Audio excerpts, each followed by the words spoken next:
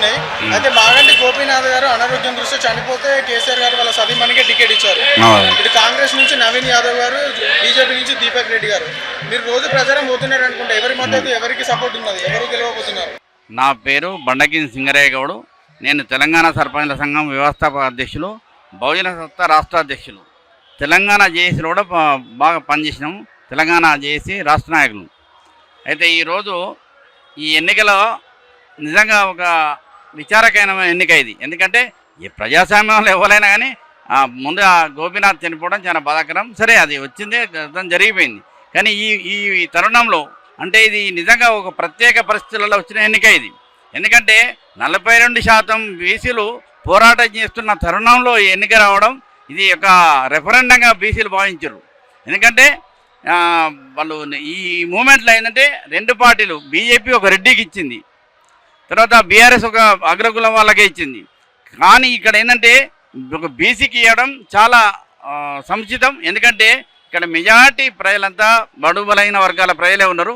ఈ టికెట్ ఇవ్వడం కూడా చాలా ఇచ్చారు. ఇంకోటి ఏంటంటే యువకుడు ఉన్నత సామాజిక స్పృహ కలిగిన వ్యక్తులు కాబట్టి ఇది నిజంగా.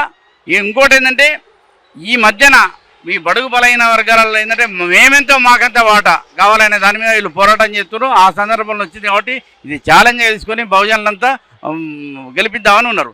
మేము వాడలలో వెళ్ళినప్పుడు కూడా మేము యువకులు అరే నవీనకు ఓటేస్తాం, వాళ్ళని పార్టీలను పక్క పెట్టి కూడా బహుజన అజెండాతో పనిచేస్తారు. మహిళా సంఘాలకు వెళ్ళినప్పుడు కూడా మన వాటా మనకు రావాలంటే ఇదొక గెలుపు మనకు కావాలి అనే దాని మీద ఉంది.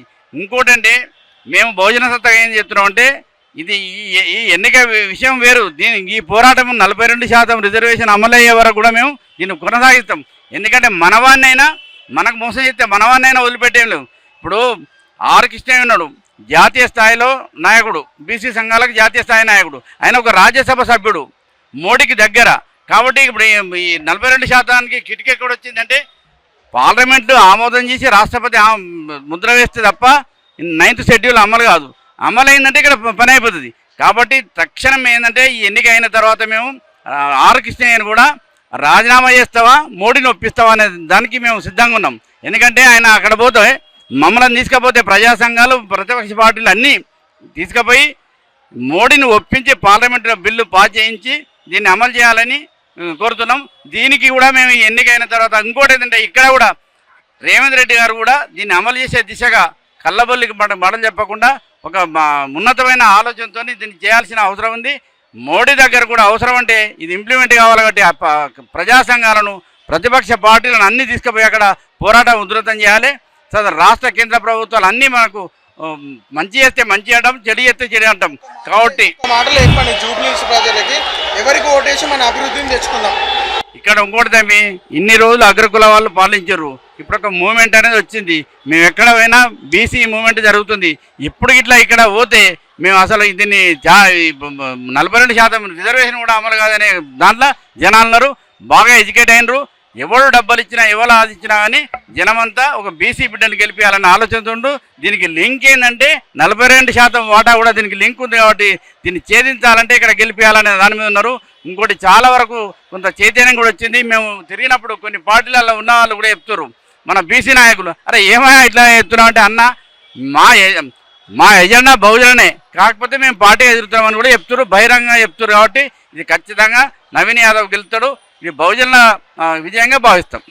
ఒక మాట చెప్పండి, యావత్ తెలంగాణకి మీ తరఫున అంటే ఇప్పుడు జూబ్లీహిల్స్ ఎలక్షన్ తర్వాత సర్పంచ్ ఎలక్షన్ కూడా రాబోతున్నాయి అనే మాటలు కూడా వస్తున్నాయి. దానిపైన ఏం చెప్తారు? సర్పంచ్ ఎన్నికలంటే పార్టీలకు అతీతమైన ఎన్నిక. సర్పంచ్ లాంటి అందరికీ అందుబాటులో ఉన్నోని ఆడ పార్టీ ఉండదు. అసలు ఎవరు పార్టీ అనుకొని పెట్టినా కానీ పార్టీకి సంబంధం లేకుండా ఉంటాయి. కాబట్టి ఆడ ఎవరు మంచి వ్యక్తి అయితే వాళ్ళని గెలిపిస్తారు.